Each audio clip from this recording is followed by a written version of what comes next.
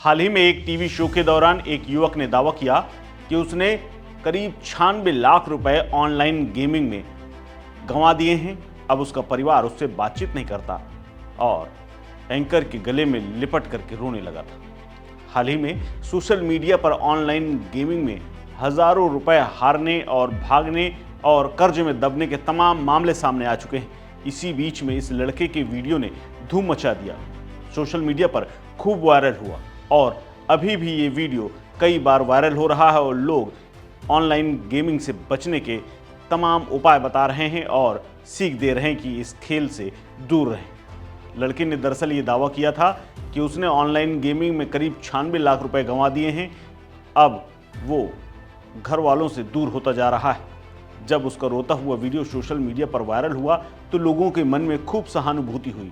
इस दौरान तमाम लोगों ने उसकी मदद करने की कोशिश तक की। वो खुद एक पढ़ने वाला लड़का खुद को बता रहा था और उसने कहा था कि इंटरमीडिएट की पढ़ाई कर चुका है, जेईई की परीक्षा पास कर ली है, लेकिन उसने फीस का पैसा भी ऑनलाइन गेमिंग में ही गंवा दिया है। इसी बीच उसे ऑनलाइन गेमिंग की लत लग गई। उसने दावा किया कि ऑनलाइन गेमिंग के चक्कर में मेरे जैसे तमाम लोग रुपए गंवा चुके हैं और अपने घर से और उन वसूली वालों से बचे बचे घूम रहे हैं। उसने तो ये तक दावा कर दिया था कि ऑनलाइन गेमिंग में इतने रुपए हार जाने के बाद उसकी माँ, उसका भाई सब उससे अलग हो गए हैं। परिवार का कोई उससे बात नहीं करता। युवक ने खुद को बिहार का रहने वाला बताया था और दावा किया था कि उसका नाम हिमांशु मिश्रा है। न्यूज़ चैनल में इस वीडियो के वायरल होने के बाद तमाम लोगों ने उससे बातचीत करने की कोशिश की। एक पॉडकास्ट हुआ, इस पॉडकास्ट में उसका वीडियो सोशल मीडिया पर वायरल हुआ। तमाम क्लिप अभी भी वायरल हैं और इसी बीच में गेम पलट गया। दरअसल हिमांशु ने जो दावा किया था वो इस वीडियो वायरल होने के बाद एकदम पलट गया। दरअसल उसकी पहले कुछ लोगों ने मदद की थी जिन्होंने हिमांशु को पहचान लिया। लोगों ने कहा कि हिमांशु मिश्रा बहुत ही बड़ा झूठा है, फरेबी है और धोखेबाज है। ऑनलाइन गेमिंग में 96 लाख रुपए हारने का दावा करने वाला हिमांशु मिश्रा खुद को बिहार का बताता था, लेकिन अब जो पेपर और डॉक्यूमेंट्स सामने आए हैं उससे पता चलता है कि हिमांशु मिश्रा नाम का यह युवक कानपुर के गोविंद नगर का रहने वाला है। लेकिन 3 साल पहले इसका परिवार कानपुर से अपना मकान छोड़ करके एक दूसरी जगह शिफ्ट हो गया। बिहार के बांका जिले में बसने का दावा किया गया। अब ये बात सामने आई है कि कानपुर से भी इसने कई लोगों से रुपए ले लिए थे। कानपुर में एक युवक से ये मिला जो कि अब बीजेपी नेता है। बीजेपी नेता ने इसकी मदद की। उन्होंने खाने पीने की व्यवस्था एक ढाबे में कराई, रहने की व्यवस्था कराई, कोचिंग में एडमिशन कराया, लेकिन वहाँ से भी ये भाग गया था। दरअसल इसने अपनी दर्दनाक कहानी सुना करके कई लोगों को प्रभावित कर लिया था। इसकी दर्दनाक कहानी सुन करके तमाम लोग पिघल जाते थे। दरअसल इसकी एक कहानी और भी वायरल हो रही है। वो कहानी कुछ यूं है जो हिमांशु ने ही सुनाई। हिमांशु मिश्रा के मुताबिक पिताजी अस्पताल में थे। हिमांशु की मौसी ने उसके इलाज के लिए करीब 1.5 लाख रुपए दिए थे, लेकिन हिमांशु उन रुपए को लेकर के गायब हो गया और गेम में हार गया। हिमांशु ने अपने पिता को अंतिम बार नहीं देखा। ऐसी ऐसी भावुक कहानियाँ इसने कई इंटरव्यू में सुनाई और इन सब के पीछे बताया कि ऑनलाइन गेम का उसे एडिक्शन है और इस पर अब लंबा चौड़ा लेक्चर भी देने लगा था। खुद को बिहार का बताने वाला हिमांशु असल में कानपुर के गोविंद नगर के गुजैनी का रहने वाला है।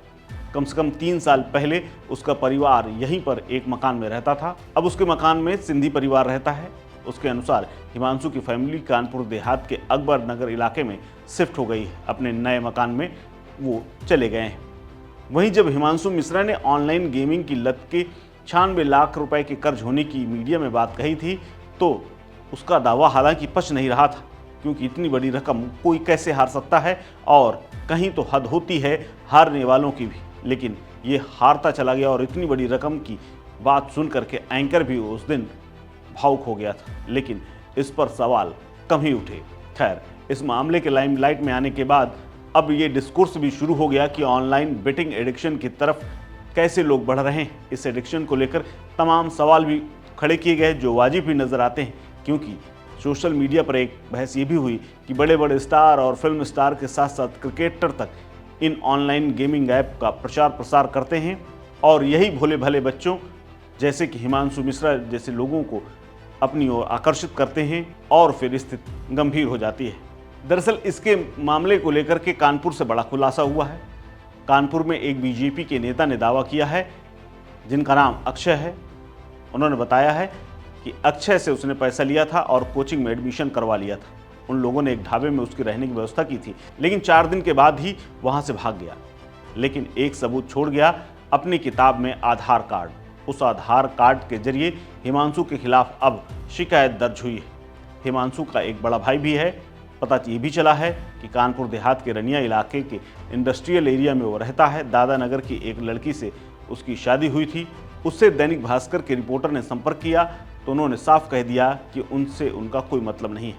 माँ कानपुर के गोविंद नगर में एक स्कूल में प्राइवेट टीचर थी। 3 साल पहले ही बिहार में सरकारी नौकरी लग जाने के बाद वो चली गई।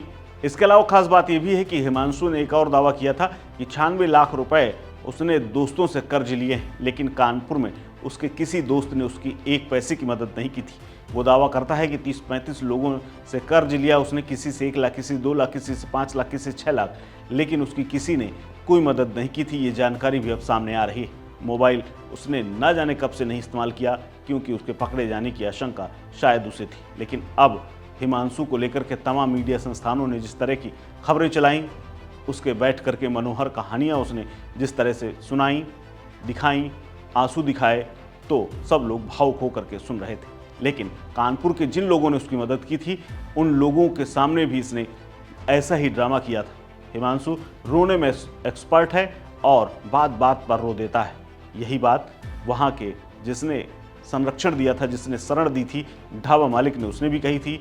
और अक्षय जो अब शिकायत लेकर के हिमांशु की तलाश में जुटे हुए हैं, उन्होंने भी यही बात बताई कि हिमांशु उनसे एक सुनसान गली में मिला था और उसने बताया कि वो पढ़ना चाहता है, वो पेन कॉपी बेचता है, लेकिन अब उसके पास चूँकि पैसे नहीं हैं, ऐसे में वो पढ़ नहीं पा रहा है। इसीलिए भावुक होकर के उस भावुक कहानी में फंस करके अक्षय ने उसका एडमिशन कोचिंग में कराया था। लेकिन फरार ये लड़का अब दिल्ली में आकर के नई नई कहानियाँ सुना रहा है। इस खबर में फिलहाल इतना ही। अपडेट्स के लिए बने रहिए वन इंडिया हिंदी के साथ। नमस्कार।